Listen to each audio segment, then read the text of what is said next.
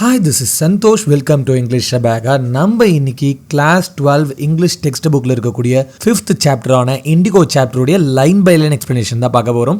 Already நம்ம சேனல்ல இந்த சாப்டருடைய கிளியர் எக்ஸ்பிளனேஷன் தமிழ்ல எக்ஸலென்ட்டா இருக்கும், அவைலபிளா இருக்கு. இப்போ லைன் பை லைன் பார்த்துடலாம். உங்களுக்கு இந்த இண்டிகோ சாப்டரை பத்தி ஒரு ஐடியாவே இல்ல, எனக்கு இது ஒண்ணுமே புரியல இந்த லெசனே அப்படின்னு நினைக்கிறீங்கன்னா ஃபர்ஸ்ட் அந்த எக்ஸ்பிளனேஷன் ஒரு 6-7 மினிட்ஸ் தான் இருக்கும். அந்த வீடியோ பார்த்துட்டு இந்த லைன் பை லைன் வந்தீங்கன்னா உங்களுக்கு ரொம்பவே கிளியரா ஒரு மூவி மாதிரியே புரிஞ்சிடும். சோ தட் ஈஸியா நீங்க extract question and 2 mark 5 mark எல்லாத்துக்குமே ஈஸியா ஆன்சர் பண்ணிடலாம். இங்கிலீஷ் எக்ஸாமுக்கு நம்ம சேனல், அதாவது நம்ம டெலகிராம் சேனல்ல எல்லா இங்கிலீஷ் மெட்டீரியலும் அவைலபிளா இருக்கு.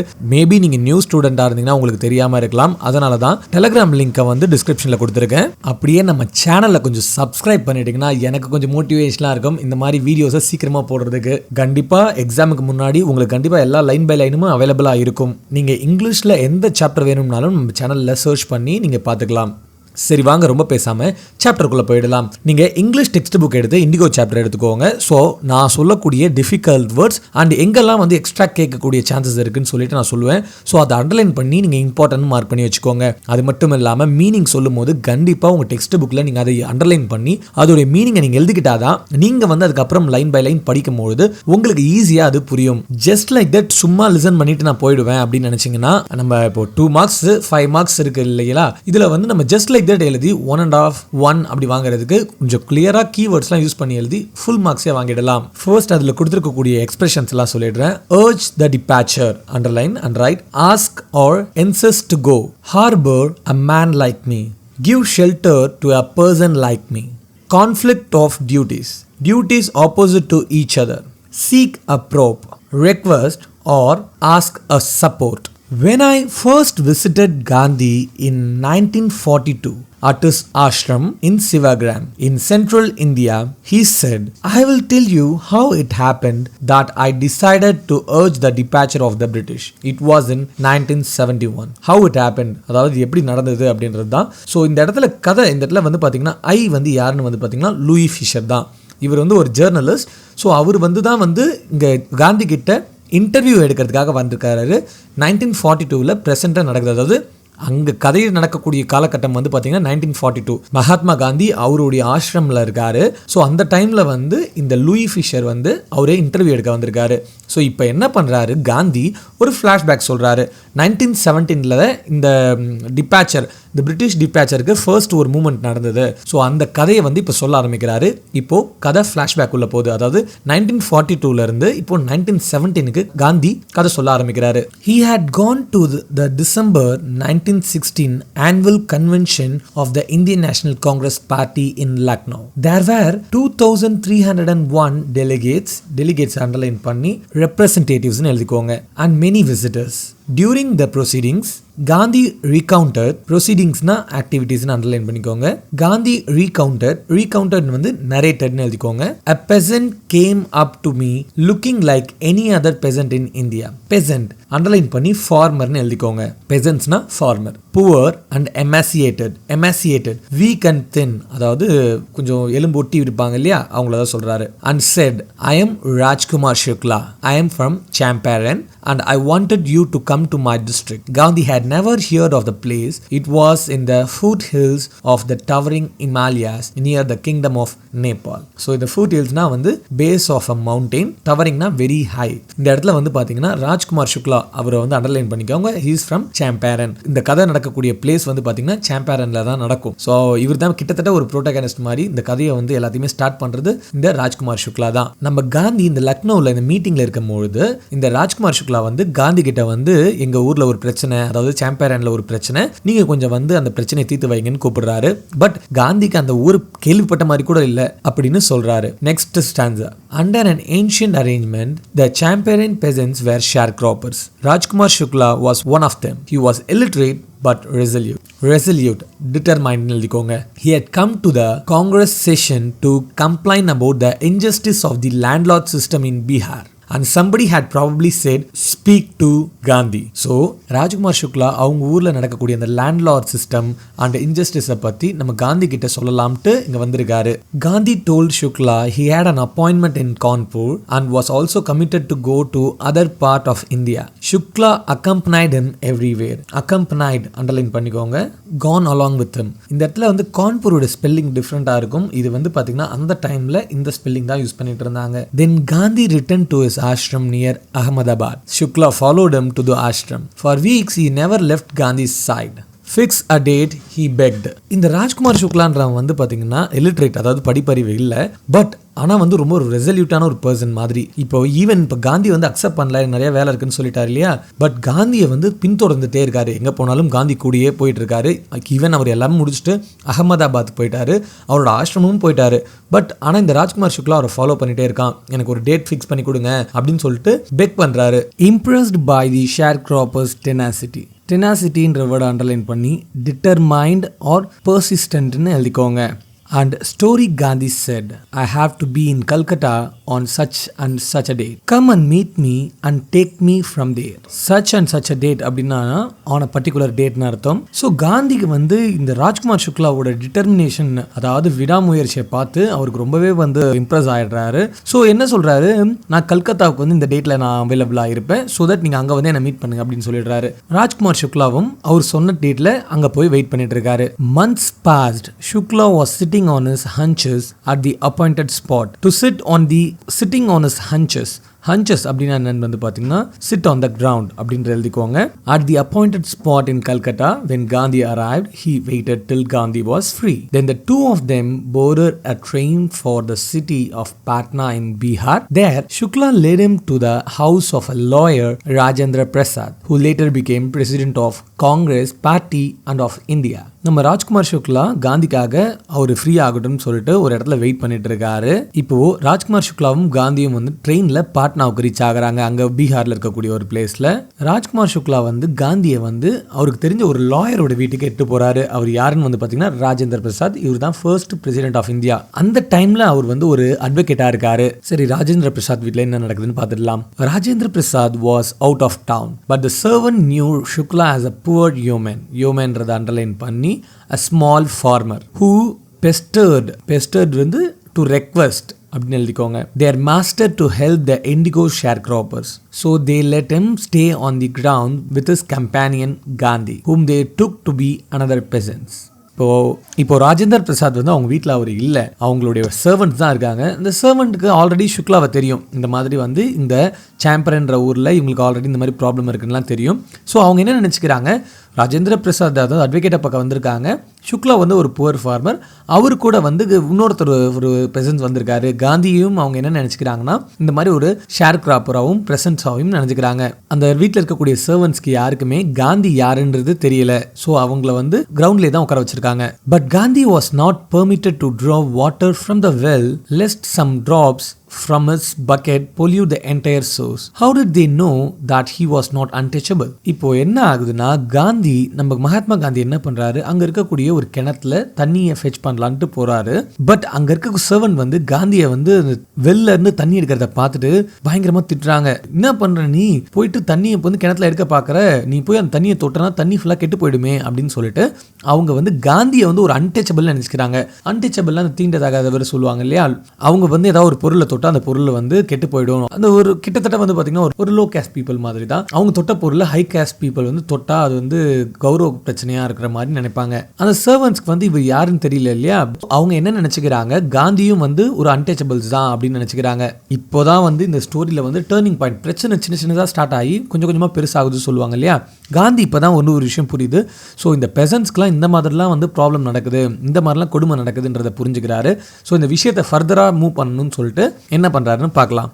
Gandhi decided to go first to Muzzafarpur, which was en route to Champaran, to obtain more complete information about the condition than Shukla was capable of imparting to give, en routed on the way. So Gandhi என்ன plan பண்றாருன்னா, நம்ம ராஜ்குமார் சுக்லா வந்து illiterate, அவனால வந்து complete இன்ஃபர்மேஷன்ஸை கொடுக்க முடியாது. So இந்த முசஃபர்பூர் டவுனுக்கு போயிட்டு நம்ம இங்க இருக்கக்கூடிய இந்த ப்ராப்ளத்தோடைய மொத்த இன்ஃபர்மேஷன்ஸையும் வாங்கிடலாங்க, ஏன்னா அப்பதான் வந்து ஒரு கிளியர் கட் ஐடியா கிடைக்கும் அப்படின்னு சொல்லிட்டு காந்தி நினைக்கிறாரு. He accordingly sent a telegram to Professor J.B Kriplani of the Arts College in Muzzafarpur, whom he had seen at a Tagus Santiniketan school. The train arrived at midnight, 15th April 1917. Kriplani was waiting at the station with a large body of students. Gandhi stayed there for 2 days in the home of Professor Malkani, a teacher in government school. So இப்போ என்ன நடக்குதுன்னா, காந்தி வந்து முசாஃபர்பூர் அப்படின்ற ஊரில் போயிட்டு அங்கே இவருக்கு தெரிஞ்ச சில ப்ரொஃபஸர்ஸ் கிட்ட வந்து இன்ஃபர்மேஷன்ஸ் கேட்கறதுக்காக போகிறாரு. அங்கே ஜேபி கிரிபாலின்ற ஒருத்தவர் தான் வந்து என்ன பண்ணுறாரு, நம்ம காந்திக்கு வந்து அக்கமடேஷன்ஸ்லாம் வந்து கொடுத்துருக்காங்க. அங்கே வந்து மால்கனி அப்படின்ற ஒரு ப்ரொஃபஸருடைய வீட்டில் தான் வந்து தங்குறாரு. It was an extraordinary thing in those days, Gandhi commented, for a government professor to harbor a man like me. In smaller locality, the Indians were afraid to show sympathy for advocates of home rule. Harbor a man like me, நம்ம முன்னாடியே சொல்லியிருக்கோம், give shelter to a person like me.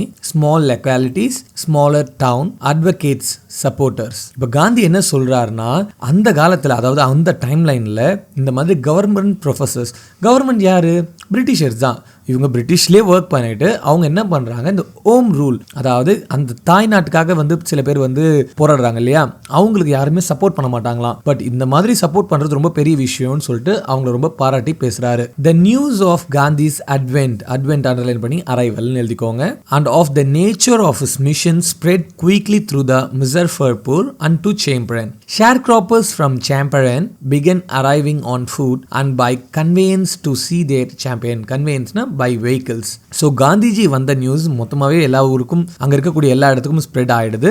So இந்த share கிராப்பர்ஸ்லாம் நமக்காக ஒருத்தர் பேச வந்திருக்காரு சொல்லிட்டு சில பேர் நடந்தும் சில பேர் அவங்களுக்கு இருக்கக்கூடிய வெஹிக்கிள்ஸை வச்சும் அந்த காந்தியை பார்க்கறதுக்கு வராங்க. Muzaffarpur lawyers called on Gandhi to brief him. They frequently represented peasants group in the court. They told him about their cases and they reported their size of their fee. அதாவது இவங்க என்ன பண்றாங்க, இந்த முசஃபர்பூர்ல இருக்கக்கூடிய இந்த லாயர்ஸ்லாம் காந்தியை வந்து பார்த்து இந்த பிரச்சனை, இதுக்கப்புறம் இந்த கோர்ட்ல என்னென்ன மாதிரிலாம் ஃபைல் பண்ணியிருக்காங்க, இவங்க எப்படிலாம் போராடிட்டு இருக்காங்க, அதுக்கு இவங்க எவ்வளோ காசு வாங்குறாங்க, ஏன்னா அட்வொகேட் காசு வாங்குவாங்க இல்லையா, இது எல்லாத்தையும் வந்து காந்தி கிட்ட சொல்றாரு. காந்தி சிடட்னா வந்து ஸ்கோல்டட் மைல்ட்லின்னு எழுதிக்கோங்க, கிட்டத்தட்ட ஒரு லெக்சரிங் கொடுக்குற மாதிரி தான். The lawyers for collecting big fee from the sharecroppers. He said, I have come to the conclusion that we should stop going to law courts. Taking such a cases to the court does little good. Where the peasants are so crushed and feared. Crushed and feared அப்படின்றது exploited. Crushed அதை வந்து நீங்க underline பண்ணி feared எழுதிக்கோங்க. Crushed and fear stricken. Fear stricken வந்து frightened or afraid of அப்படின்னு எழுதிக்கோங்க. Law courts are useless. The real relief for them is to be free from fear. So Gandhi என்ன சொல்றாரு, இவங்களை இதுக்கு மேல வந்து பாத்தீங்கன்னா நம்ம லா கோர்ட்டுக்கெல்லாம் கூட்டு போக கூடாது. ஸோ இப்போ வேற ஒரு விஷயம் தான் பண்ணணும். அதாவது இவங்க பயங்கரமா பயந்துருக்காங்க, இவங்களை பயங்கரமா எக்ஸ்ப்ளாய்ட் பண்றாங்க, இவங்க வந்து அவங்க பவரை வச்சு ஏமாத்திட்டு இருக்காங்க. ஸோ இவங்களுக்கு ஃபர்ஸ்ட் வந்து இந்த பயத்தை போக்கணும், பயத்தை போக்கி இவங்களை ஃப்ரீ ஆக்கணும் அப்படின்றத காந்தி சொல்றாரு. Most of the arable land அப்படின்னா வந்து சூட்டபிள் ஃபார் கல்டிவேஷன் ஆர் அக்ரிகல்ச்சர்னு எழுதிக்கோங்க. Most of the arable land, cultivation land in the Champaran district was divided into large estate owned by Englishmen and worked by Indian tenants. Underline பண்ணிக்கோங்க, owned by Englishmen and Indian tenants.